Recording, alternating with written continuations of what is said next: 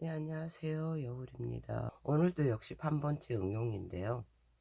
내가 쓰고자 하는 글씨가 판본체로 어떻게 쓰는지 알아야, 어떤 모습인지를 알아야 응용도 가능하겠죠.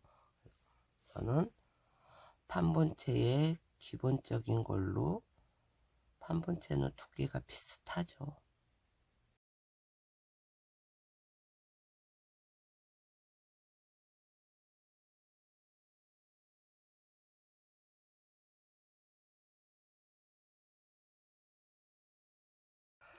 자, 어제 오늘 그리고는 그래도 이 안에 들어가는 게 낫겠죠. 크기를 좀 줄여서.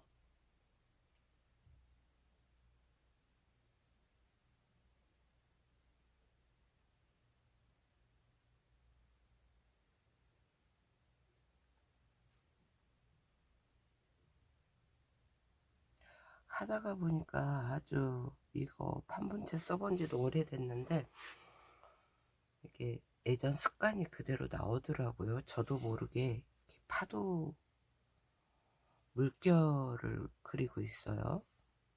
네, 이제 시작하시는 분들은 이 물결 그리는 게, 물결 치는 게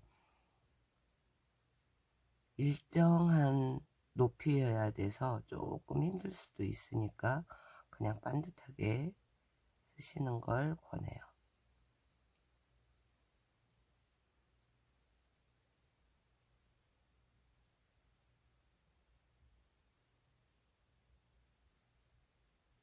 자, 이게 이제 판본체 원 글씨랑 비슷하죠. 저도 이제 뭐 이거를 한 번에 써서 되는 건 아니고 정상적으로 예쁘게 쓰려면 여러 번 연습을 해야 돼요, 이 글씨를. 그래서 그냥 대충 이런 모양이다 라고만 보시면 될 것 같고요. 그 다음에 오늘은 크기하고 굵기만 가지고 이거를 만든다고, 글씨를 만든다고 했잖아요. 그러면 굵기하고 크기를 어떻게 변형을 할 수 있을까 먼저 생각을 해봐야 되죠. 근데 머릿속으로만 생각하는 거하고는 또 다르니까 이걸 직접 써보셔야 돼요. 그래서 자, 우선은 굵기만 가지고 어제를 본다면 가늘게 쓰고,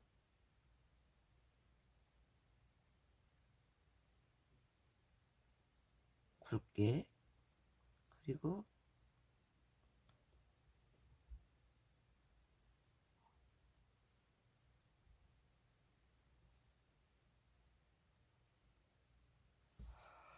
이런 식으로 가능하겠죠. 그리고 뭐 다르게 해서 여기가 두껍고 이게 가늘 수도 있죠. 그리고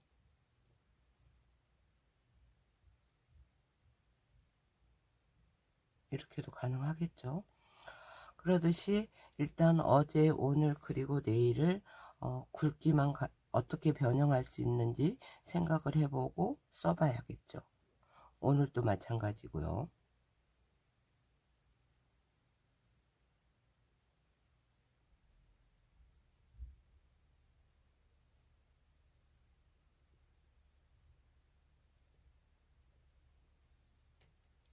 굵기, 어디를 굵게 해줄 건가?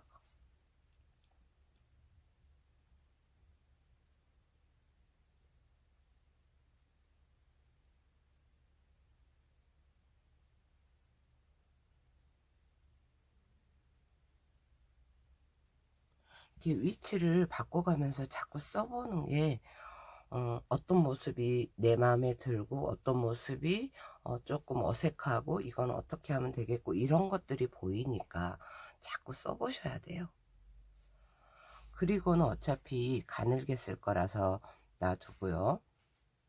그리고 제일 중요한 거 어제, 오늘, 내일만 이렇게 써보는 거죠. 두께 조절로. 그 다음에 크기 조절도 한다 그랬잖아요. 그래서 크기는 어, 여러 형태, 뭐 크기를 변형할 수 있는 건 여러 형태로 갈 수 있다라는 증거기도 하죠. 그래서 오늘은 똑같은, 그러니까 두께하고 크기만을 가지고 할 거지만 이거를 뭐 요 시간에만 끝낼 거는 아닐 것 같아요. 하다가 보면 계속 반복이 될 건데요. 그냥 참고해서 보시기 바랍니다. 자, 두께만 가지고 한 획 한 획을 다 다르게 할 수 있다고 했잖아요.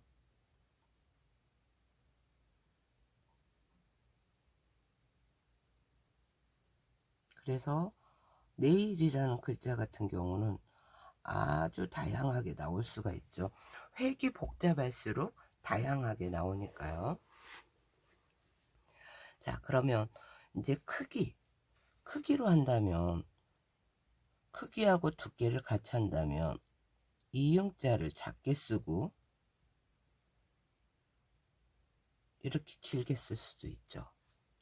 두껍게 하고, 그 다음에 이응자를 가늘고 크게 쓰고 이렇게 할 수도 있겠죠. 오자, 어자 같은 경우도 마찬가지죠. 가늘게 쓰고 두껍게 해서 얘만 두껍게 해줄 수도 있고, 제자도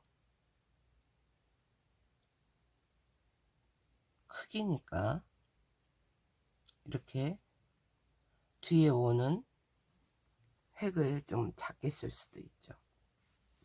자, 그래서 오늘은 크기와 굵기로 어떤 거를 쓸 거냐면요, 특정 이렇게 막혀 있는, 근데 오늘은 미음이 없으니까 이응자만 아주 독특하게 크게 하고 나머지는 거의 굵게 하는데, 이런 거에서 한 획만, 한두 획만 얇게 써줄 거예요.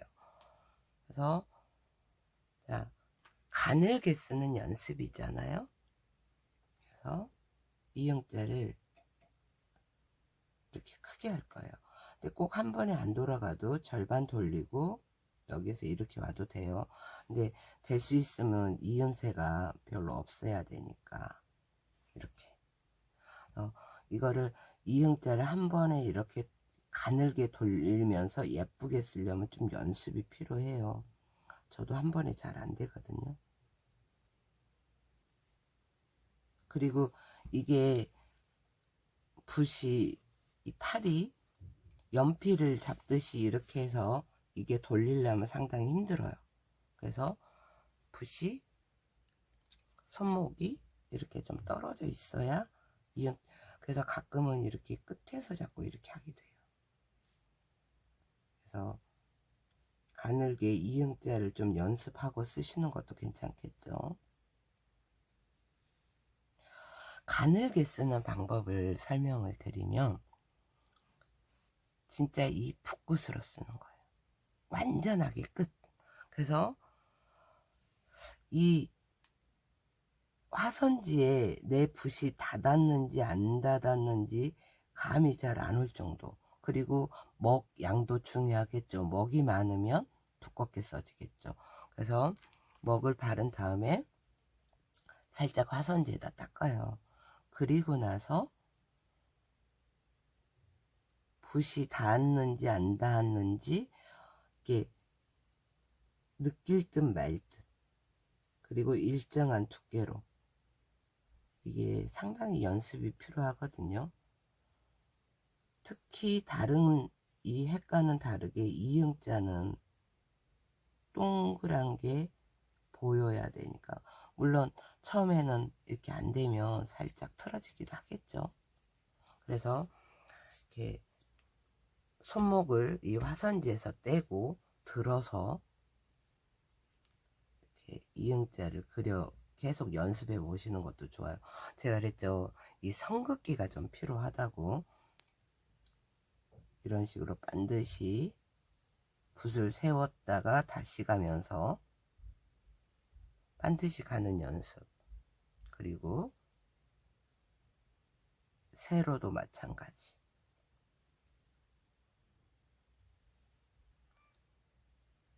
그리고 지그재그가 일단 계단이 있다 그랬죠. 이걸 천천히 하셔야 돼요. 그냥 보여드리기 위해서 하는 거고, 지그재그도 일정한 두께로. 그리고 중요한 게 이응, 선긋기 이렇게. 그래서 이 두꺼운 거는 그래도 일정한 두께로 가거든요. 근데 이제 가는 거는 아무래도 가늘다가 보니까 조금만 흔들려도 보이죠. 그리고 이제 나중에 흘림체를 쓸 때 필요한 게 놨다가 올렸다가 이런 거, 파도처럼, 파도 흔들듯이 물결처럼, 이게 중요해요. 그래야 나중에, 복잡하죠 지금, 니을자를 쓸 때, 자, 두꺼웠다가 가늘고 다시 두꺼워지고, 이게 자연스럽게 되는 거거든요. 그래서 선긋기가 정말 지루하지만 많이 중요해요. 내가 원하는 방향으로 갈 수 있게끔. 자, 그래서 이제 동그라미를 가는 글씨로 쓰는 걸 연습을 했다면, 자, 이제 써봐야겠죠. 그래서 이응은 가늘고 크게.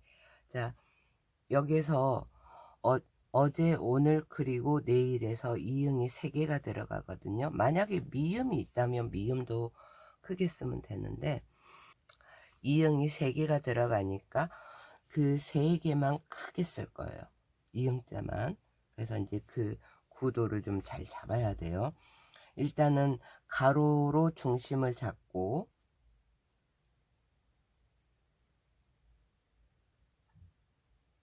이렇게 하고, 이 정도 크기면 어자는 작게, 그래야 이응자를 크게 썼다는 느낌이 나죠. 그리고 제자도 너무 크지 않게.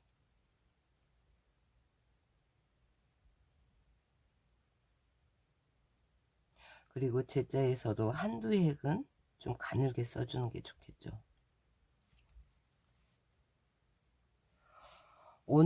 오늘에서도 역시 이응자가 커야겠죠. 그래서 위로 올라갔었어요. 여기서 크게 써버리면 중심이 흐트러지잖아요.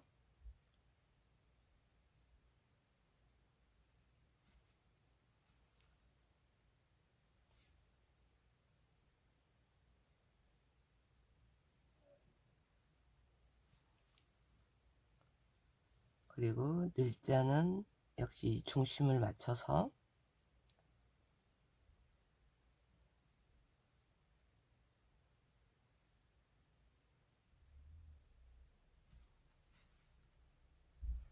중심을 맞춘다고 해서 밑에나 위에가 똑같아야 될 필요는 없어요. 이 가운데 중심만 맞으면 돼요.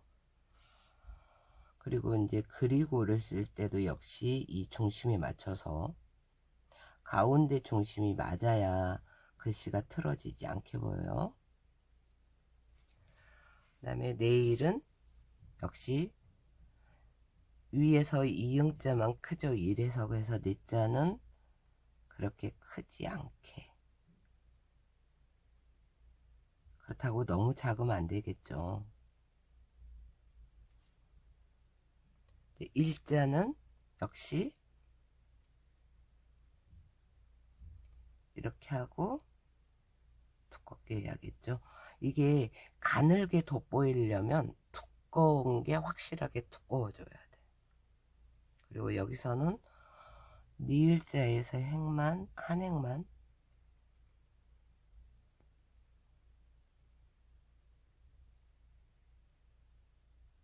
이렇게. 그러면 중심은 맞고 이응자만 확 눈에 띄죠. 이거보다 조금 더 커도 돼요, 이응이. 자, 이렇게 해서 이걸 한번 연습해 보세요. 물론 여기에다가 약간의 이거에 관련된 좀 좋은 말들을 쓰면 더 좋겠죠. 그래서 여기까지만 연습을 하시는데요. 이 밑에 거는 쓰지 않으셔도 돼요. 다만 연습해보고 싶으신 분들은 써보시고요. 단 이 붓끝으로만 이용해서 가늘고 작게 쓰는데 대신 중간중간 한두 획은 좀 두껍게 표현해 주는 게 좋겠죠.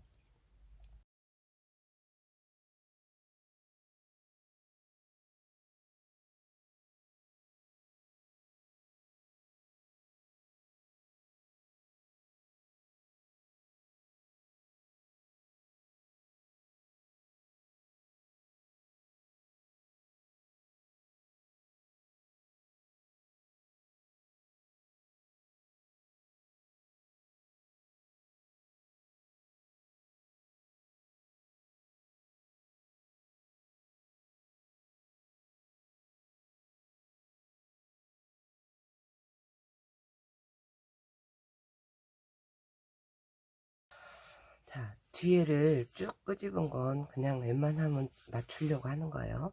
이렇게 해서 하나의 작품을 만드는 거죠.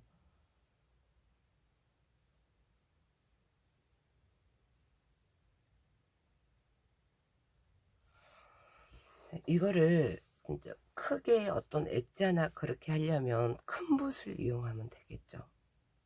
자, 이게 설명하면서 쓰다가 보니까 약간 예쁘지는 않아서 다시 쓸 수도 있을 것 같아요. 자, 그래서 이렇게 해서 한 획만 독특하게 보이는 방법. 이 획이 독특하게 보이려면 주변이 다 두꺼워야, 두껍고 작아, 이거보다는 작아야 얘만 눈에 확 띈다는 거. 이게 보통 강조를 하면 두껍게 하지만 얘는 가늘면서 강조하는 방법이에요. 자, 그래서 오늘은 여기까지만 할게요.